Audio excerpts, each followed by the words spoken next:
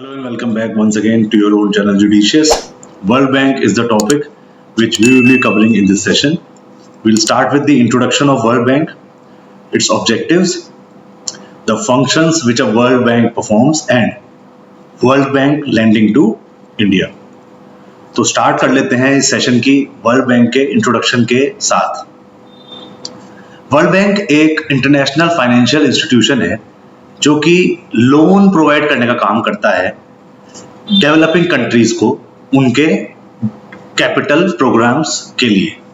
World bank बना है दो संस्थाओं से, पहला IBRD यानी international bank for reconstruction and development और दूसरा international development association. World bank एक कंपोनेंट है, एक पार्ट है वर्ल्ड बैंक ग्रुप का और एक मेंबर है यूनाइटेड नेशंस डेवलपमेंट ग्रुप का भी। वर्ल्ड बैंक का ऑफिशियल गोल है गरीबी का खात्मा यानी कि reduction of poverty.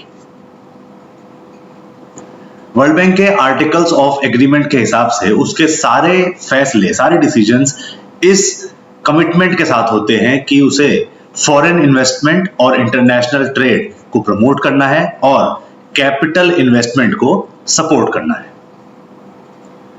World bank की स्थापना हुई थी 1944 यानी 1944 में, सेकेंड वर्ल्ड वॉर के बाद।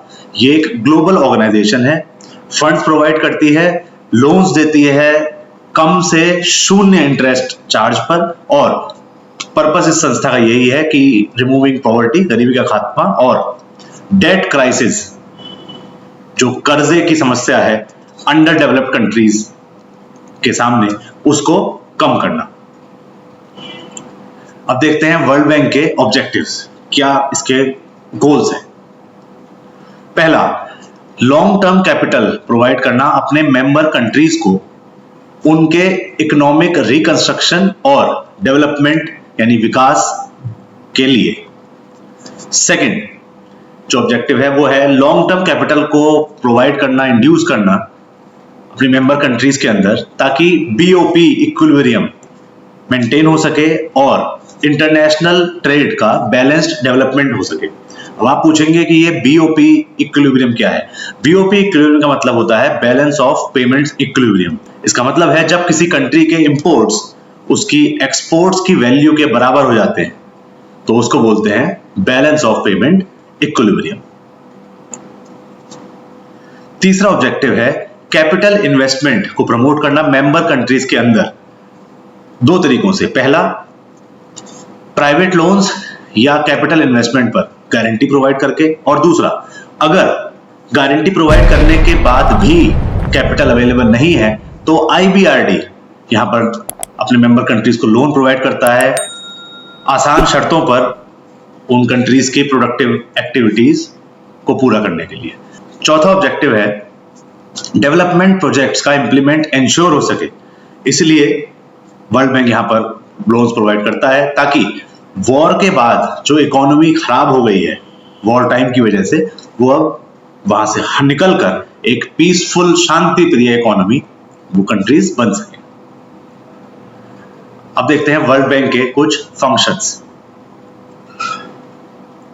पहला फंक्शन है कि जो भी loan service world bank provide करता है उस लोन सर्विस का अमाउंट, उसका इंटरेस्ट रेट और उसकी टर्म्स एंड कंडीशंस ये वर्ल्ड बैंक खुद डिसाइड करता है। दूसरा, जनरली वर्ल्ड बैंक लोन किसी पर्टिकुलर प्रोजेक्ट के अगेंस्ट ग्रांट करता है और वो प्रोजेक्ट जो मेंबर कंट्री जिसको लोन लेना है वो सबमिट करती है वर्ल्ड बैंक के पास जब वो लोन उनसे मांगती है। तीसरा पॉइंट है जिस नेशन ने, जिस कंट्री ने कर्जा लिया है उसको वापस देना है। उसको वापस करने के उसके पास दो तरीके हैं, या तो वो कंट्री ये कर्जा रिजर्व करेंसी के माध्यम से वापस करे या फिर उस करेंसी में वापस करे जिसमें उसने लोन सैंक्शन कराया था। रिजर्व करेंसी क्या होती है? रिजर्व करेंसी एक फॉरेन करेंसी है जो वर्ल्ड बैंक होल्ड करके रखता है। कंट्री खुद ये पैसे, ये रिजर्व करेंसी बैंक के पास होल्ड करवाती है ताकि वो इकोनॉमिक शॉक को बियर कर सके। अगर कुछ इंपोर्ट उन्होंने कराया है और उसका रीपेमेंट नहीं कर पा रहे हैं तो उसके लिए पे कर सके। कोई सर्विस का डेट कर्जा चढ़ा हुआ है उसके ऊपर, उसके लिए रीपे कर सकें और अपनी खुद की करेंसी की वैल्यू को मॉडरेट करने के लिए भी वो रिजर्व करेंसी यूज करते हैं। अब बात करते हैं वर्ल्ड बैंक ने इंडिया को जो लैंडिंग करी है उसके बारे में, जो इंडिया को कर्जा दिया है उसके बारे में। इंडिया वर्ल्ड बैंक से कई प्रोजेक्ट को फाइनेंस करने के लिए लोन लेता रहा है, चाहे वो गरीबी का खात्मा हो, इंफ्रास्ट्रक्चर के लिए हो या फिर रूरल डेवलपमेंट के उद्देश्य से हो। पहला वर्ल्ड बैंक लोन जो इंडिया को मिला था वो मिला था सन 1948 में और उसका अमाउंट था $86 बिलियन। वर्ल्ड बैंक ने जितने भी लोन सैंक्शन करे हैं उसमें से 75%, 75% उसने डेवलपिंग कंट्रीज को लोन्स वो प्रोवाइड करे हैं, चाहे वो डेवलपिंग कंट्रीज अफ्रीका के हों, एशिया के हों या फिर लैटिन अमेरिका के, जबकि सिर्फ 25% लोन्स उसने यूरोप के डेवलप्ड नेशंस को प्रोवाइड करे हैं। With this, I wind up this session. Thank you so much for listening so patiently. We'll be continuing with more such sessions. Till the time we meet next, it's me Amit Sharma signing off. Bye-bye and take care. Thank you so much.